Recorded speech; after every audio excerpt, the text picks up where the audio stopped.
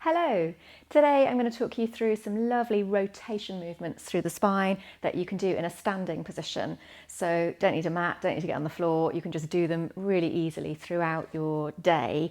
And they're particularly useful if you spend a lot of time static. And we all do that for various reasons.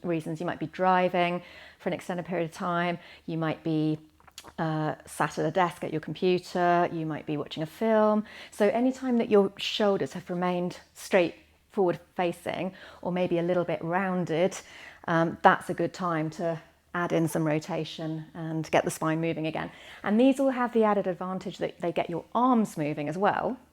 So they'll really help to open up the shoulders and give your posture a little bit of a lift, which is vital. So the first one's just super simple. You want your feet about hip width apart, a little bit of a knee bend, and then you just want to relax the arms and let them just swing very passively around the body from side to side. They might just sort of gently tap the body, so that's absolutely fine. Just give yourself a little bit of a tap at the back and a tap at the front. And you can keep the head still, particularly if you experience any degree of dizziness, but absolutely fine to turn the head from left to right and look at the wall behind you. And as you're doing this simple one, feel the spine lengthening upwards and the chest lifting and opening. And then straight into the next one. I've still got my knees slightly bent and I'm just swinging the arms now, one in front of me and one behind me. And as those arms swing, one in front, one behind, I want both palms to face the same way. So as I twist to look at the wall on my right, I allow both palms to face the right. And equally, when I'm twisting to the left, both palms face the left. And that just gives you a nice sense of openness across the chest. Maybe the palms can sort of swing up to about head height. And again, you want to feel length through the spine, width across the chest, and a nice sense of openness through those shoulders. And then let the arms relax. You don't want to do it for too long. Just give the fingers and the hands a little bit of movement.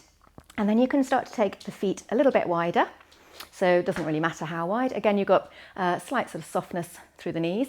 And this is one of my personal favorites. You're going to bring the palms together and one arm is going to stroke its way up the inside of the other arm, all the way to the breastbone in the center and then back down the way it came. And then you immediately switch sides. So one palm strokes its way all the way up to the breastbone and then all the way down to the palm. So you always just end up palm to palm briefly. And as you start to make that movement a little bit faster, let the knees stay bent or let them bounce up and down a little bit. And it will allow you to then rotate the spine. So a nice gentle twist from side to side. And it's almost as if the palm that's stroking up your arm is pushing it backwards. So you get this lovely feeling of opening the chest as your arm swings quite freely back behind you. It's really nice. And then adding on a little bit of a weight transfer from foot to foot feels even more delicious with this one. So each time an arm gets just gently pushed back behind you, you transfer your weight onto that same side foot. So you feel like you're stepping from side to side. Make this your last one or two of those. Make sure you keep breathing.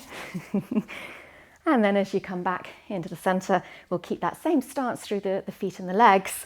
This time, open out the arms into what looks like a fork position or a sort of cactus shape.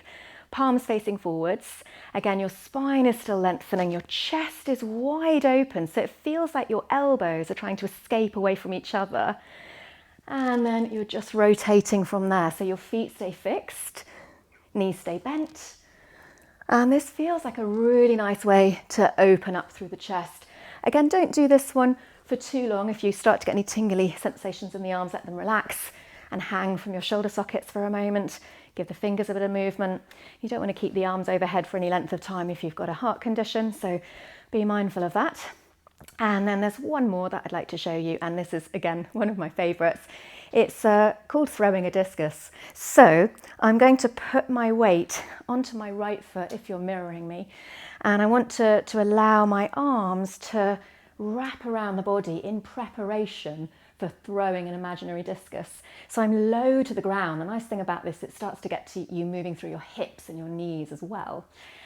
And then as I transfer my weight onto my left foot, both arms one at a time, swing round in front of me, and I end up throwing that imaginary discus as I bring all of the weight into my left foot and reach the fingertips away. And then I just come down to that low level again, wrapping the arms around the body, bending the knees. And as I breathe out, a nice big fast movement to throw that discus away. So down on the in-breath and up on the out-breath. Twisting right on the in-breath, throwing the discus away to your left on the out-breath. So this is a really nice full body movement, really invigorating. Just do one more on this side, throwing the discus with your right hand. And now you've got the challenge of throwing it with your left hand. So again, the feet can just face whatever way is comfortable. I've got more of my body weight on my left foot now, if you're mirroring me. That'll be your left foot. So you're wrapping the arms around the body, around that left side of the body. And as you transfer the weight across to the side, one arm, then the other, reaches around and stretches out away from you. So it's a left-handed discus throw. Coming down again, bending through the knees as you breathe in, and then out breath to throw that imaginary discus. So you can work at your own pace. I should have mentioned that these twists do take up quite a lot of space. So it's not going to necessarily work if you're in an enclosed sort of office space. You really want to get into a room where you can fling your arms about a little bit and get things moving. And just make this your last one or two of those. And that's all for today. Hopefully that will have really opened up your shoulders and stretched you out nicely. You don't have to do all of them at the same time, but that's just 5 ideas of how to get that spine rotating and the shoulders opening really easily from a standing position. Take care.